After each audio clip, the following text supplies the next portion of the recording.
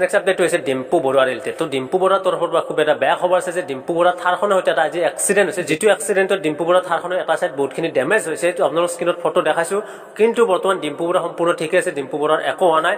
তো এক্সিডেণ্টত থাৰখন কিমানখিনি ডেমেজ হৈছে কিছু ভিডিঅ' ক্লিপ পাইছোঁ, আমি সেই ভিডিঅ' ক্লিপটো চাই লওঁ।